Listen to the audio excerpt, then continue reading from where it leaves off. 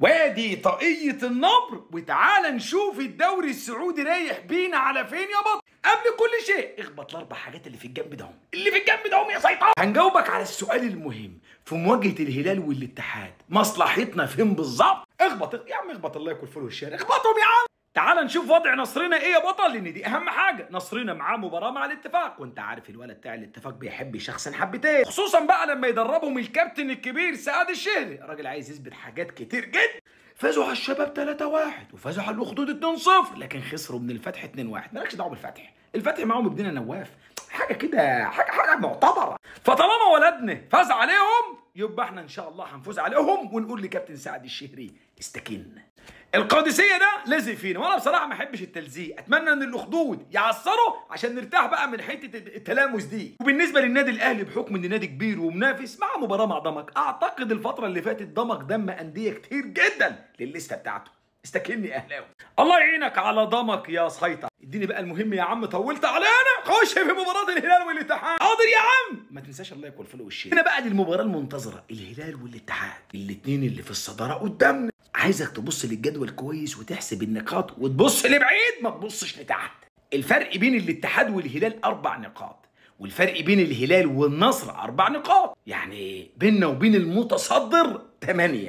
حلو الكلام، انجز. شوف يا حبيب قلبي، الناس هتفكر بعقلها دايما، هيقولوا لك نتمنى فوز الهلال على الاتحاد. ليه؟ لان لو فاز الهلال على الاتحاد يصير الفرق بيننا وبين الاتحاد المتصدر للدوري 5 نقاط، وبيننا وبين الهلال يبقى الفارق 4 نقاط، يعني 5 و4.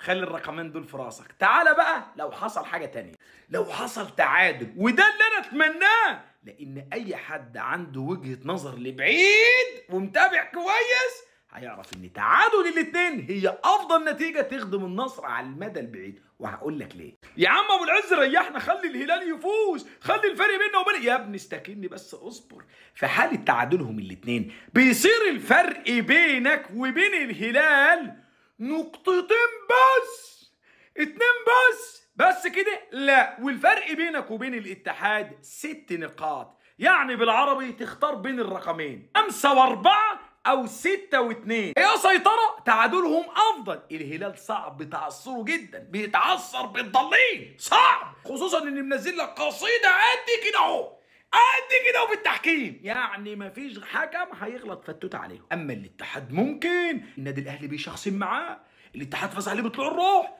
القادسيه يقدر يعملها معاه، انديه كتير تقدر تزعج الاتحاد، خصوصا ان الاتحاد كان محظوظ في الدور الاول ان كان بيفوز في اكتر من كذا مباراه في الدقيقه حاجه و90. فلو الحظ ده راح منه حبتين الاتحاد هيتعثر كتير جدا.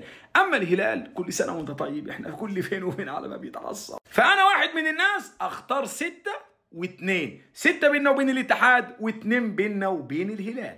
طب يا ابو العز لو فاز الاتحاد، والله برضه هتبقى مبسوط لوحدك، لان دي لوحدها كده تحس ان في مراوح كده مرطبه على صدرك والدنيا حلوه والمكيف بارد. ما تعرفش، هي بتجيب سعاده تلقائيه، لكن هتبقى صعبه علينا لان ساعتها الفرق بيننا وبين المتصدر 8 نقاط، ودي هترفع من الروح المعنويه بتاعت الولد الايد جامد جدا، وهيشد بكل قوته لان هيستشعر ان خلاص الدوري بتاعه. اذا افضل شيء تعادلهم. رقم 2 فوز الهلال على الاتحاد. ده بالنسبه للجوله دي يا بطل. لا تنسانا من الله ياكل فول والشير، حبيب قلبي يا سيطره.